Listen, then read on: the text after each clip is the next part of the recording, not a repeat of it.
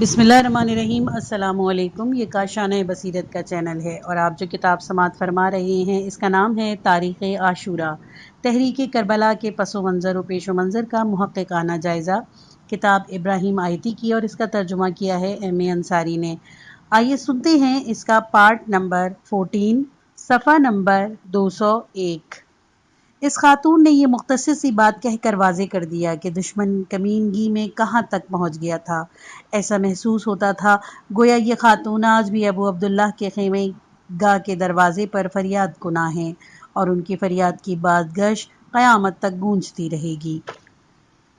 तारीख़ आशूरा का मुताला करते हुए हमें इस तरह की और ख़वातीन के नाम भी मिलते हैं जिन्होंने कमाल खुलूस से शहीद करबला अलैहिस्सलाम की इस अजीम तहरीक में हिस्सा लिया और हक़ की हिमायत में आवाज़ उठाई।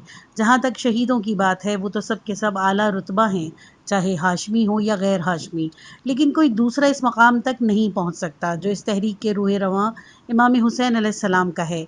इस तरह इन ख़वातीन में से जिन्होंने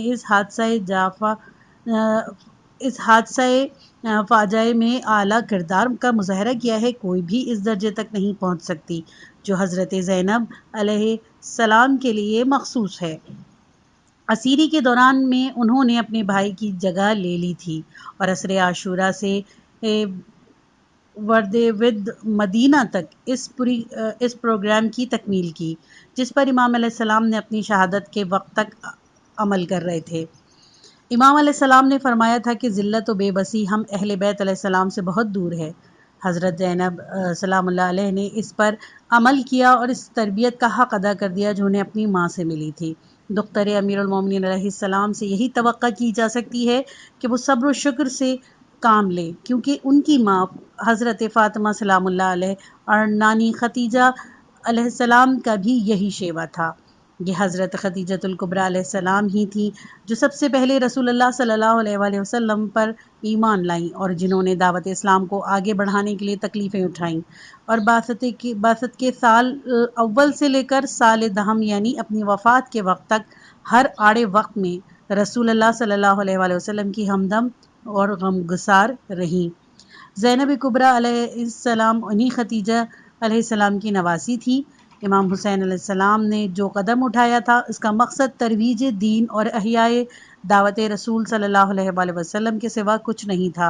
लिहाजा अगर दीन मुबीन और कुरान मजीद के खातिर औरतों को कैद होना ही था और इस बहाने से बाज़ारों और गुज़रगाहों में तकरीरें करना और दुश्मन के प्रोपेगेंडे का जवाब देना ही था, तो इस काम के लिए दुख्तर अमीरुल मोमिनीन अलैहिस्सलाम से ज़्यादा मौजू और कौन हो सकता था। उन्होंने जान निसारी का सबक रसूल खुदा सल्लल्लाहु अलैहि वसल्लम की सबसे बड़ी जानिसार यानी कि खदीजतुल कुबरा अलैहिस्सलाम और आपके सबसे बड़े हमदर्द व हामी हज़रत अबू तालिब अलैहिस्सलाम से मीरास में पाया था। ज़ैनब कुबरा अलैहिस्सलाम ने कूफे के बाज़ार में खुतबा दिया और बिल्कुल अपने वालिद मोहतरम की तरह दाद सुखन दी। मालूम होता था कि ज़बान अली अलैहिस्सलाम बोल रही है। एक ही इशारे में लोगों को यूं खामोश किया गोया सीनों में सांस रोक दिया हो। अहमद बिन अबी ताहिर बगदादी मुतवफ़ी 280 हिजरी में अपनी किताब बलागतुन निसा में इस खुतबे से मुताल्लिक 3 रिवायात बयान करते हैं। इनमें से एक की सनद इमाम जाफ़र सादिक अलैहिस्सलाम तक पहुँचती है। हज़रत ज़ैनब अलैहिस्सलाम की बहन उम्मे कुलसूम अलैहिस्सलाम रेफरेंस नंबर 1। ये उम्मे कुलसूम हैं जिन्हें उम्मे कुलसूम सुगरा कहा जाता है। इनकी वालदा उम्मे वलद थी। उम्मे कुलसूम ने भी कूफे के बाज़ार में खुतबा दिया। दोनों बहनों ने अहले कूफा को खूब मलामत की। लोग इस कदर मुतासिर हुए कि उनकी आंखों से आंसू रवां हो गए और चीखें निकल पड़ीं। हज़रत फ़ातिमा बिनते हुसैन अलैहिस्सलाम ने भी कूफे के बाज़ार में खुतबा दिया और लोगों से गुफ्तगू की और इन्हें इनकी गलती और बदकिस्मती की तरफ तवज्जो दिलाई। हज़रत ज़ैनब अलैहिस्सलाम का इब्ने ज़ियाद को जवाब। बाज़ार कूफा में अहले बैत अलैहिस्सलाम का काम मुकम्मिल हो गया तो उन्हें इब्ने ज़ियाद की मजलिस में गुफ्तगू का मौका मिला। दुख्तर अमीरुल मोमिनीन अलैहिस्सलाम नहायत सादा लिबास में अपनी कनीज़ों के جلوس میں مجلس میں تشریف لائیں اور محل کے ایک کونے میں بیٹھ گئیں۔ ابن زیاد نے پوچھا کہ یہ جو عورت کونے میں بیٹھی ہیں کون ہے؟ کسی نے کچھ جواب نہیں دیا۔ دوبارہ پوچھنے پر حضرت زینب علیہ السلام کی ایک کنیز نے کہا کہ یہ دختر رسول صلی اللہ علیہ وآلہ وسلم حضرت فاطمہ علیہ السلام کی بیٹی زینب علیہ السلام ہے۔ اس موقع پر حضرت زینب علیہ السلام پر ایک بھاری ذمہ داری تھی۔ ضروری تھا کہ اول وہ خود ضبط سے کام لے اور صبر کا دامن ہاتھ سے چھوٹنے نہ دے، اور دوسرے ابن زیاد کی بات کا جواب دیں اور اسے لوگوں کو دھوکے میں مبتلا کرنے کا موقع نہ دے۔ ابن زیاد نے کہا، خدا کا شکر ہے کہ اس نے تمہیں ذلیل کیا، تمہارے آدمی مارے گئے، تمہارا تازہ جھوٹ کھل گیا۔ ابن زیاد نے کامیابی کے نشے میں یہ کفر آمیز کلمات کہے، ورنہ بنی ہاشم نے تو کوئی جھوٹ نہیں بولا تھا۔ کیا ان کا تازہ جھوٹ یہ تھا کہ وہ محمد رسول اللہ صلی اللہ علیہ وآلہ وسلم کہتے تھے یا کوئی اور جھوٹ تھا؟ بہرحال حضرت زینب علیہ السلام نے فوراً جواب دیا، خدا کا شکر ہے کہ اس نے ہمیں اپنے نبی محمد صلی اللہ علیہ وآلہ وسلم سے عزت بخشی اور ہمیں رجس سے پاک رکھا۔ رسوا فاسق ہوتا ہے اور جھوٹ فاجر بولتا ہے، اور الحمدللہ کہ وہ ہم نہیں ہیں، کوئی اور ہے۔ دختر امیر المومنین علیہ السلام کا یہ دندان شکن جواب سن کر ابن زیاد بولا، دیکھا خدا نے تمہارے خاندان کے ساتھ کیا کیا؟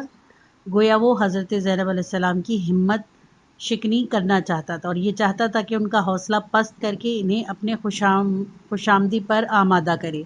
وہ یہ نہیں سمجھتا تھا کہ اہل بیت علیہ السلام اپنے معاملے میں بہت ہوشیار ہیں، اور وہ جو کچھ کہتے ہیں خوب سوچ سمجھ کر کہتے ہیں، اور اس مقصد کو پورا کرنے کے لیے کہتے ہیں جو ان کے پیش نظر ہوتا ہے۔ حضرت زینب علیہ السلام نے اس سوال کے جواب میں اس کے دیکھا خدا نے تمہارے خاندان کے ساتھ کیا کیا کہا، خدا نے ان کے لیے شہادت مقدر کر دی تھی، وہ شہید ہو گئے، جلد ہی خدا تمہیں اور انہیں حساب کتاب کے لیے اکٹھا کرے گا، تو اس کے سامنے جھگڑے کا فیصلہ ہوگا۔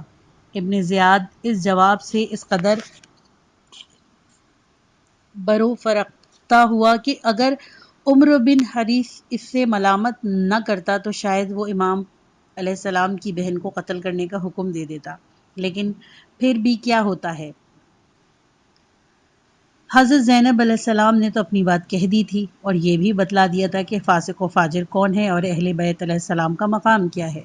ایک مہینہ اور گزرا تو اس سے بھی بڑی اور اہم مجلس میں جانے کا اتفاق ہوا۔ وہاں ضروری تھا کہ اور زیادہ واضح انداز میں دو ٹوک بات کی جائے۔ اہل شام کوفے والوں کی نسبت اہل بیت علیہ السلام سے زیادہ ناشنا تھے اور زیادہ غلط فہمی میں مبتلا تھے، اسی لیے بات کو اور زیادہ زور دے کر کہنے کی ضرورت تھی۔ یہ مجلس اس وقت کے مرکز خلافت یعنی دمشق میں تشکیل پائی تھی۔ یہاں بھی زینب کبریٰ علیہ السلام نے خطبہ دیا اور گفتگو کی۔ اس خطبے کو بھی احمد بن ابی طاہر بغدادی متوفی 280 ہجری میں اپنی کتاب بلاغت النساء میں نقل کرتے ہیں۔ وہ لکھتے ہیں کہ جب یزید کی نظر اسیران اہل بیت علیہ السلام پر پڑی اور انہیں سامنے کھڑا ہوا دیکھا تو حکم دیا کہ ایک تشت میں امام علیہ السلام کا سر اس کے سامنے لایا جائے، اور جو لکڑی اس کے ہاتھ میں تھی وہ امام علیہ السلام کے دندان مبارک پر ماری اور کچھ شعر پڑھے، جن کا خلاصہ یہ ہے کہ کاش میرے آبا و اجداد جو بدر میں مارے گئے آج زندہ ہوتے اور آل محمد صلی اللہ علیہ وآلہ وسلم کی یہ حالت دیکھتے تو خوش ہوتے۔ زینب کبریٰ علیہ السلام اس پر کیسے خاموش رہ سکتی تھی، خصوصاً ایسی حالت میں کہ وہ جانشین پیغمبر علیہ السلام کا بھی دعوے دار تھا اور ساتھ ہی پیغمبر صلی اللہ علیہ وآلہ وسلم سے انتقام بھی لینا چاہتا تھا۔ پیغمبر صلی اللہ علیہ وآلہ وسلم نے جن مشرکین مکہ کو جنگ بدر میں قتل کیا تھا وہ ان کے بجائے بزرگان اسلام کو قتل کر رہا تھا۔ ایسے شخص کے بالمقابل خاموشی کے یہ معنی تھے کہ اہل شام اس کی باتوں کو سنجیدگی سے لیں اور ان پر یقین کر لیں۔ بظاہر یہی معلوم ہوتا تھا کہ زینب کبریٰ علیہ السلام اس موقع پر خاموش نہیں رہ سکتی تھیں۔ انہوں نے جو کچھ کہا اپنا فرض سمجھ کر کہا، اور خدا نے بھی ان کی اس گفتگو کو محفوظ رکھا۔ یہ ایسی نعمت ہے کہ اس پر خدا کا شکر ادا کرنا چاہیے۔ تاریخ بہت طاقتور ہے۔ ہم کہہ چکے ہیں کہ اہل بیت علیہ السلام عصمت و طہارت کے خطبے اور تقریریں دستبردار زمانہ سے محفوظ ہیں اور آج بھی معتبر کتابوں میں موجود ہیں۔ خوش قسمتی سے واقعہ کربلا کی تاریخ سے متعلق مکمل مواد محفوظ ہے۔ اس میں وہ خطبے بھی ہیں جو امام حسین علیہ السلام اور ان کے اہل بیت علیہ السلام نے مکے میں، حجاز اور عراق کے راستے میں، کربلا میں، کوفہ میں، شام میں اور مدینے میں دیے۔ وہ گفتگو ہے جو متفرق لوگوں کے استفسار کے باوجود استفسار کے جواب میں امام علیہ السلام اور اہل بیت علیہ السلام نے کی۔ وہ رجز ہیں جو امام علیہ السلام اور آپ کے اصحاب نے دشمن کے مقابلے میں روز عاشورہ پڑھے۔ یہ سب معتبر کتابوں میں درج ہے۔ اس طرح وہ خط و کتابت جو امام علیہ السلام اور اہل کوفہ اور بصرہ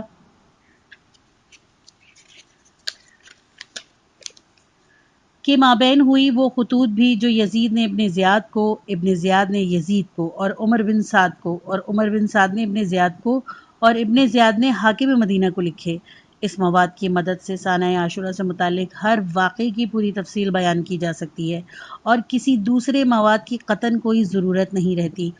جب یزید نے ابن زیاد کو خط لکھ کر عراقین یعنی کوفہ و بصرہ کا حاکم مقرر کیا تھا تو لکھا تھا کہ مجھے اطلاع ملی ہے کہ مسلم بن عقیل مسلمانوں میں پھوٹ ڈالنے کے لیے کوفہ آئے ہیں۔ یہی بات ابن زیاد نے اس وقت کہی جب حضرت مسلم علیہ السلام کو گرفتار کر کے اس کے سامنے پیش کیا گیا۔ ابن زیاد نے سختی سے جھڑک کر کہا، ابن عقیل، اس شہر کے لوگ مطمئن اور خوش و خرم تھے، تم نے آ کر ان میں تفرقہ ڈال دیا اور انہیں ایک دوسرے کے خون کا پیاسا بنا دیا۔ ابن زیاد نے یزید ہی کے الفاظ دہرائے تھے، اپنے طرف سے کوئی اضافہ نہیں کیا تھا۔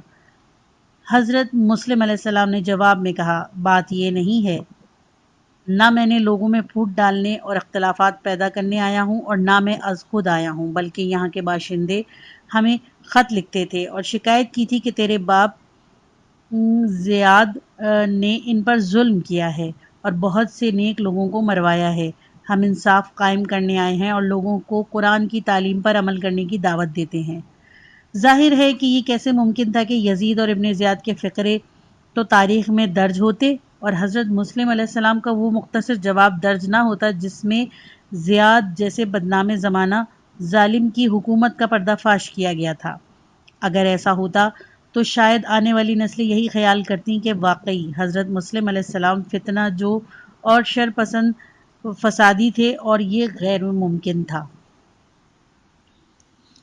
یزید امام علیہ السلام کو قتل کرا سکتا تھا، ان کے ہمراہیوں کو شہید کر سکتا تھا، اہل بیت علیہ السلام کو گرفتار کر سکتا تھا، لیکن تاریخ کا چہرہ مسخ کرنا اس کے بس کی بات نہیں تھی۔ ابن زیاد نے سانحہ کربلا کے باضابطہ اطلاع دینے کے لیے کوفہ کے جامع مسجد میں جا کر کئی ہزار کے مجمع سے خطاب کیا۔ اس نے اپنی تقریر میں کہا، اللہ کا شکر ہے کہ جس نے حق اور اہل حق کی مدد کی۔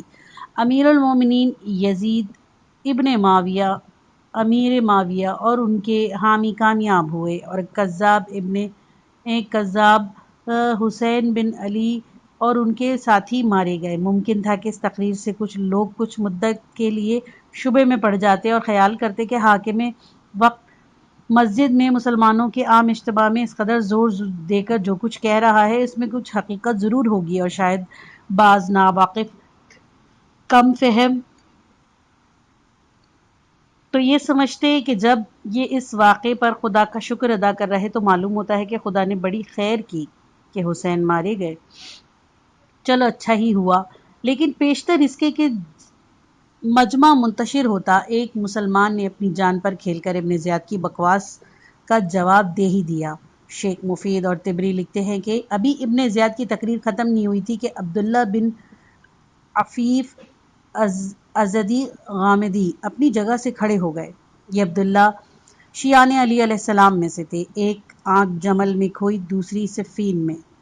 کئی برسوں سے یہ مسجد کے ہی ہو کر رہے تھے، سوائے رکوع و سجود و صلاۃ و درود کے کوئی کام نہ بھاتا تھا۔ ہر روز صبح کو مسجد میں آ جاتے، دن بھر عبادت میں مشغول رہتے، رات کو گھر واپس چلے جاتے۔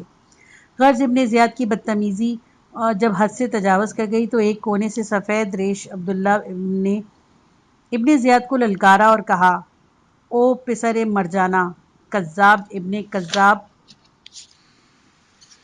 تو ہے، تیرا باپ ہے، اور وہ ہے جس نے تجھے عراق کا حاکم بنا کر بھیجا، اور اس کا باپ ہے۔ تم لوگ فرزندان پیغمبر صلی اللہ علیہ وآلہ وسلم کو قتل کرتے ہو اور پھر حق و صداقت کا نام لیتے ہو۔ حاضرین پہ گویا بجلیاں گر گئیں۔ شہادت حسین علیہ السلام کا اعلان کیا کم تھا کہ اس پر عبداللہ کا دھماکہ خیز جواب اس سے بڑھ گیا۔ کربلا کی روح ملوکیت کا چہرہ صحرا میں نوچ آئی۔ اب مسجد میں برسر عام اس پر تھپڑ لگا رہی تھی۔ ابن زیاد تو اس زعم میں تھا کہ تاریخ پر بھی اس کی حکومت ہے۔ چنانچہ عبداللہ کی بات سن کر آگ بھگولا ہو گیا اور چلا کر کہا، اس کو پکڑ کر ہمارے پاس لاؤ۔ ایک شور برپا ہو گیا۔ ان بزرگ نے جو کچھ کہا تھا سوچ سمجھ کر کہا تھا، اپنی جان پر کھیل کر کہا تھا۔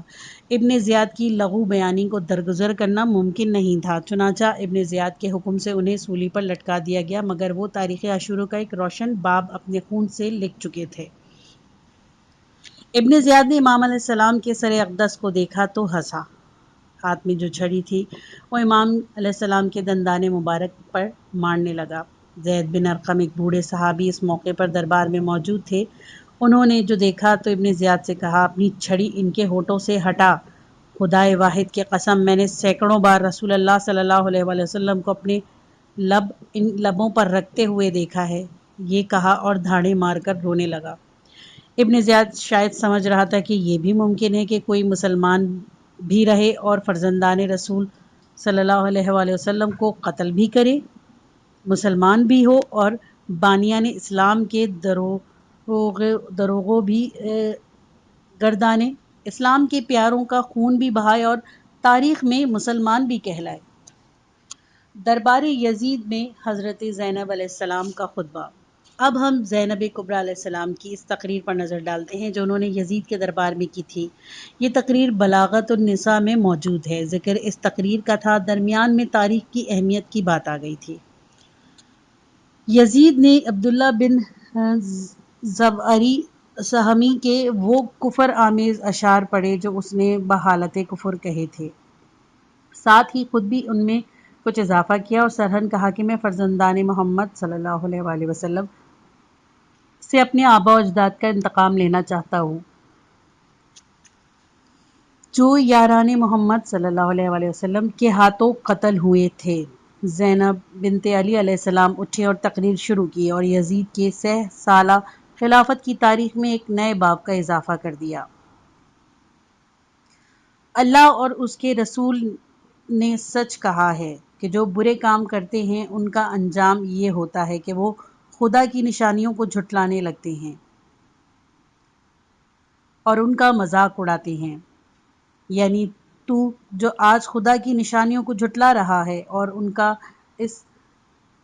استخفاف کرتا ہے، اور جس طرح مکے کے بت پرستوں نے جنگ احد میں کچھ مسلمانوں کی شہادت سے خوش ہو کر گیت گائے تھے، تو بھی فرزندان رسول صلی اللہ علیہ وآلہ وسلم کی شہادت سے خوش ہو کر شعر خوانی کر رہا ہے اور رسول خدا صلی اللہ علیہ وآلہ وسلم سے انتقام کی باتیں کر رہا ہے، تو تیرا یہ حال کیوں ہے اور یہاں تک نوبت کیسے پہنچی؟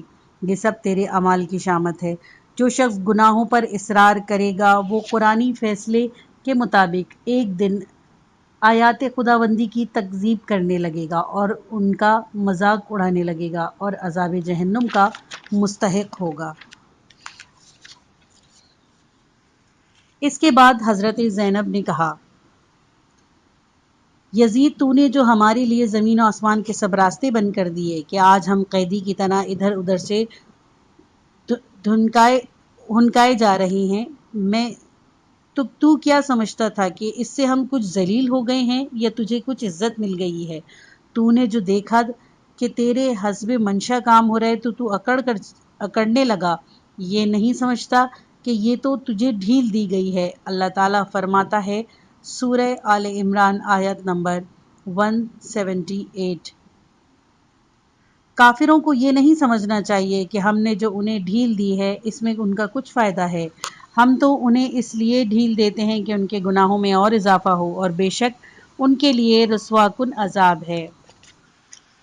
حضرت زینب علیہ السلام نے اس کے بعد یزید کو یاد دلایا کہ 8 ہجری میں فتح مکہ کے موقع پر رسول خدا صلی اللہ علیہ وآلہ وسلم نے اہل مکہ پر احسان کر کے سب کو آزاد کرا دیا تھا، اور یزید انہی آزاد شدگان کی اولاد میں سے تھا۔ اس کے والدین اور اس کے دادا ابو سفیان آزاد شدگان میں سے ہی تھے۔ رسول اکرم صلی اللہ علیہ وآلہ وسلم نے ان کے سابقہ اعمال سے صرف نظر کر کے ان سب کو آزاد کر دیا اور فرمایا تھا جاؤ تم آزاد ہو۔ بنت رسول صلی اللہ علیہ وآلہ وسلم نے اپنے خطبے کے دوسرے حصے میں اسی دن کی یاد کو موضوع سخن بنایا اور کہا، اے آزاد شدگان کی اولاد، یہ کہاں کا انصاف ہے کہ تو اپنی عورتوں کنیزوں کو تو پردے میں رکھتا ہے اور بناتے رسول صلی اللہ علیہ وآلہ وسلم کی بے پردگی کرتا ہے۔ انہیں دشمنوں کے ہاتھ میں چھوڑ دیا ہے کہ وہ انہیں اونٹوں پر بٹھا کر شہر بر شہر گھمائیں، ان کا کوئی دیکھنے والا اور پوچھنے والا تک نہیں۔ اس کے بعد کہا کہ جو ہمارا دشمن ہے وہ ہم سے کینہ کیوں نہیں رکھے گا؟ تو بڑی بے باکی سے کہتا ہے کہ کاش میرے بزرگ جو بدر میں قتل ہوئے آج موجود ہوتے۔ تجھے خوف خدا نہیں ہے؟ تو نے ابو عبداللہ کے دانتوں پر چھڑی ماری ہے، ایسا کیوں نہ ہوتا؟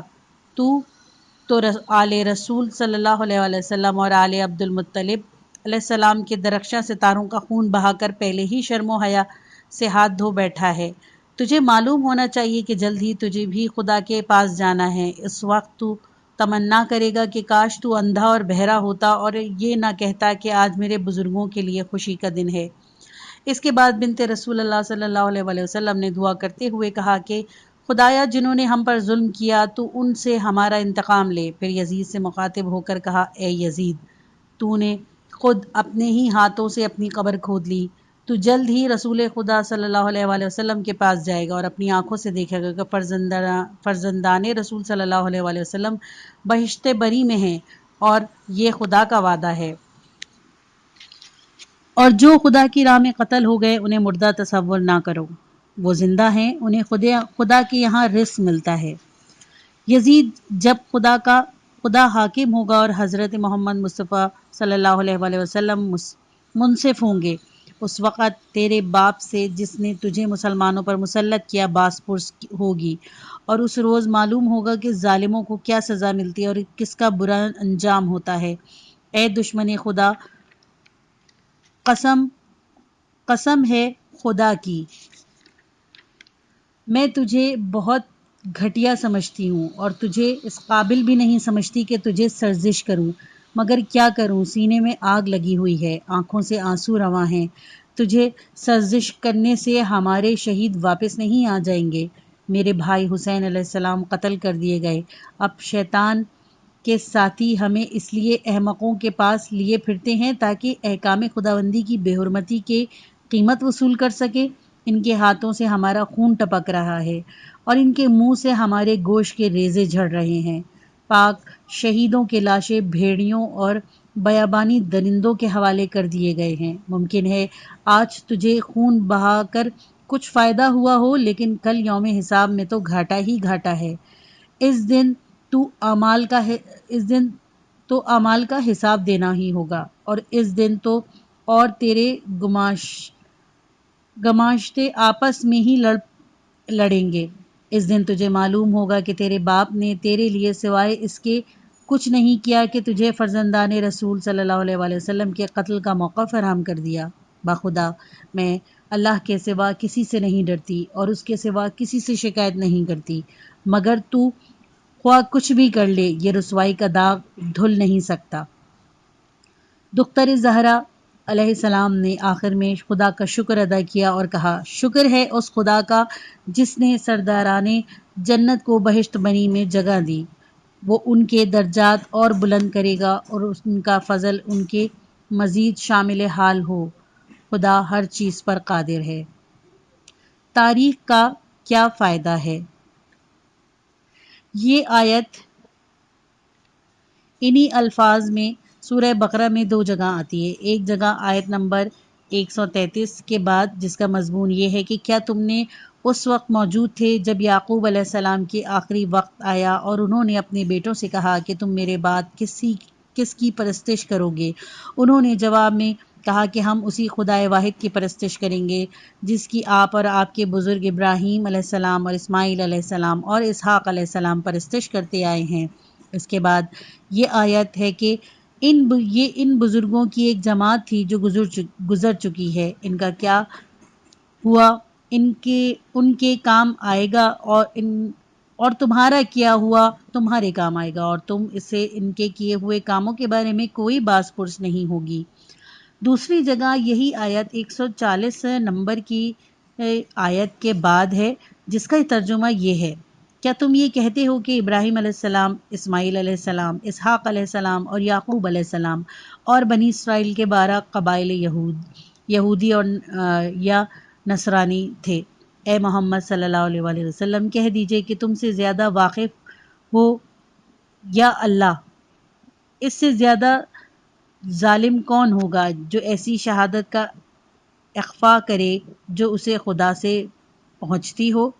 اللہ تمہارے اعمال سے بے خبر نہیں ہے۔ اس کے بعد پھر وہی آیت ہے: یہ ان بزرگوں کی ایک جماعت تھی جو گزر چکی ہے، ان کا کیا ہوا ان کا کیا ہوا ان کے کام آئے گا، اور تمہارا کیا ہوا تمہارے کام آئے گا، اور تم ان سے کیے ہوئے کاموں کے بارے میں کوئی باز پرس نہیں ہوگی۔ ہم نے اب تک واقعات عاشورہ کے ضمن میں متعدد نیک، دلیر، جانثار اور مومن و متقی حضرات کا تذکرہ کیا، اور راہ خدا میں ان کے عزم و استقلال، شجاعت و جواں مردی، جرأت و ہمت، صبر و رضا، اخلاقی بلندی پر روشنی ڈالی۔ اس طرح گناہ گار و سرکش، دروغ و مفتری لوگوں کے نام بھی لیے ہیں، اور ان کی بد فطرتی اور بدکاریوں کی طرف اشارہ کیا ہے۔ صالح اور سعادت مند افراد پر درود و سلام بھیجا، اور ذبوں فطرت اور بد خصلت لوگوں پر نفرین بھی کی ہے۔ لیکن اس کے باوجود کہ اسلام میں شہیدوں اور راہ حق میں جان دینے والوں پر درود بھیجنا، ان لوگوں پر جنہوں نے ان بزرگوں کے خلاف تلوار اٹھائی اور انہیں قتل کیا، لعنت کرنا ایک مستحسن فعل اور اچھی بات ہے، لیکن اتنی سی بات سے دین و دنیا کی بھلائی اور کامیابی حاصل نہیں ہو سکتی۔ یہ بھی ضروری ہے کہ فکر و عمل میں نیکیوں کا طریقہ اختیار کیا جائے اور برے لوگوں کے طریقوں سے اجتناب کیا جائے، ورنہ پھر وہی بات ہوگی جو فرمان خداوندی ہے کہ یہ ایک جماعت تھی جو گزر گئی، نیک اور فرشتہ خصلت بھی گزر گئے، اور بد باطن اور بد خصلت بھی۔ انہوں نے جو کچھ کیا، اچھا یا برے کام کیے، اس کا بدلہ انہیں ہی ملے گا، نہ تمہیں۔ نیکوؤں کو نیکی کا اجر مل سکتا ہے، نہ بروں کی بدی کے تم ذمہ دار ہو۔ اس آیت کی اہمیت کی طرف توجہ دلانے کے لیے اسے سورہ بقرہ میں 10 آیتوں سے بھی کم کے فرق سے دہرایا گیا ہے۔ کسی کو صرف یہ کہہ کر مطمئن نہیں ہو جانا چاہیے کہ امام حسین علیہ السلام اور آپ کے اصحاب عظیم انسان تھے، اور ابن زیاد اور یزید اور اس کے کارندے برے اور بدراہ۔ یہ بھی ممکن ہے کہ کتنے ہی لوگ زبان سے تو امام حسین علیہ السلام کی روح مقدسہ پر درود بھیجتے ہوں، لیکن اپنے طرز فکر اور طرز عمل کے لحاظ سے ابن زیاد کی پیروی کرتے ہوں۔ کتنے لوگ ہیں جو ماضی کے برے لوگوں پر تنقید کرتے ہوں اور انہیں برا بھلا کہتے ہوں، لیکن خود رفتار و کردار کے لحاظ سے انہی برے لوگوں کی روش اختیار کرتے ہوں۔ اس میں کوئی شک نہیں کہ اہل حق کی تائید اور اہل باطل کی مخالفت جس طرح بھی ہو اچھی ہے، لیکن اتنی سی بات سے کوئی نیک نہیں بن جاتا، اور نہ بروں کے زمرے سے خارج ہو جاتا ہے۔ نیکوں میں شمار ہونے کے لیے ضروری ہے کہ ان کی روش اختیار کی جائے۔ صرف اس صورت میں یہ کہنا صحیح ہو سکتا ہے کہ میں نیکیوں کا طرفدار ہوں اور بدکاروں کا مخالف۔ قرآن مجید نے گزشتہ پیغمبروں کے قصوں اور اگلی قوموں کے سرگزشت کے بیان پر خاصی توجہ دی ہے، لیکن مقصد مسلمانوں کو فقط یہ بتانا نہیں ہے کہ حضرت موسیٰ علیہ السلام اچھے آدمی تھے اور فرعون برا تھا، یا قوم عاد و سمود بے راہ تھی اور فلاں قوم دوسری قوم راہ راست پر تھی۔ حضرت موسیٰ علیہ السلام اور دوسرے پیغمبران علیہ السلام یا نجران کے ان عیسائیوں کے اچھا ہونے سے جو بادشاہ یمن ذو نواس کے ہاتھوں مارے گئے تھے، یا ذو نواس اس کے برے ہونے سے مسلمانوں کو کیا فائدہ اور کیا نقصان؟ گزشتہ قوموں کی تاریخ بیان کرنے کا مقصد یہ ہے کہ مسلمان عوامل ان عوامل پر غور کریں جن سے بعض قوموں کو عزت اور سرفرازی نصیب ہوئی اور بعض دوسری قوموں کے حصے میں ذلت اور رسوائی آئی، اور ان باتوں پر عمل کریں جن سے قوموں کی سربلندی اور سرفرازی ملتی ہے، اور ان سے بچیں جن کی وجہ سے بعض قومیں عذاب الہی میں گرفتار ہو کر نابود ہو گئیں، اور اچھی طرح سمجھ لیں کہ خدائے لم یزل ولا یزل کی سنت کبھی نہیں بدلتی۔ اگر کوئی قوم کسی وجہ سے سرفراز ہوئی ہے تو وہ وجہ ہمیشہ سرفرازی کا موجب ہوگی، اور اگر کوئی قوم کسی سبب سے بدبختی کا شکار ہوئی ہے تو وہ ہمیشہ بدبختی کا ہی باعث ہوگا، تو وہ سبب ہمیشہ بدبختی کا ہی باعث ہوگا۔ یہ پارٹ ختم ہوا، کتاب کا اگلا حصہ نیکسٹ پارٹ میں سنیں۔